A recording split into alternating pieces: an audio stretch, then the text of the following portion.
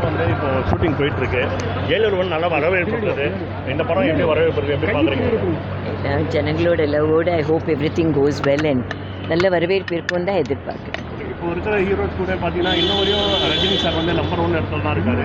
நீங்கள் எப்படி பார்க்குறீங்க? நிறைய ஹீரோஸ் வராங்க போகிறாங்க, ஆனால் ரஜினி சார் தன்னோட இடத்தை இன்னொரு தக்க வச்சிருக்காரு. அவங்க ஒரு ஒய்ஃபை நீங்கள் எப்படி பார்க்குறீங்க? பெரிய பாக்கியமாக நினைக்கிறேன், காட்ஸ் கிரேஸாக நினைக்கிறேன். பீப்புள்ஸ் லவ், அவரோட ஃபேன்ஸ் இத்தனை வருஷம் 45 வருஷம் 50 இயர்ஸ் அவரோட ட்ராவல் பண்ணி பப்ளிக் ஃபேன்ஸ் அவங்க லவ் அவங்க ஆசீர்வாதம் தான். Thank you so much. திரைப்பட விழாவில் சாரை வந்து கௌரவிக்கிறாங்க, அதை பற்றி 2 வார்த்தை சொல்லுங்கள். ரொம்ப பெருமை அது. லைஃப் டைம் அச்சீவ்மெண்ட்டுக்காக லைஃப் டைம் அச்சீவ்மெண்ட்காக ஆனர் பண்ணுறாங்க. இன்டர்நேஷ்னல் ஃபிலிம் ஃபெஸ்டிவல் இந்த midst of lot of delegates and மற்ற கண்ட்ரீஸ்லேருந்து இருக்கிற கேண்டிடேட் எல்லா ஆக்டர்ஸ் எல்லோரும் இருப்பாங்க.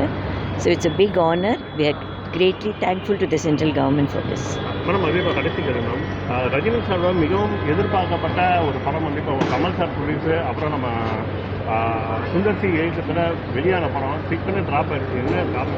தட்ஸ் அ ப்ரொஃபஷ்னல் கொஸ்டின், சாரே சொல்வாங்க. ஓகே.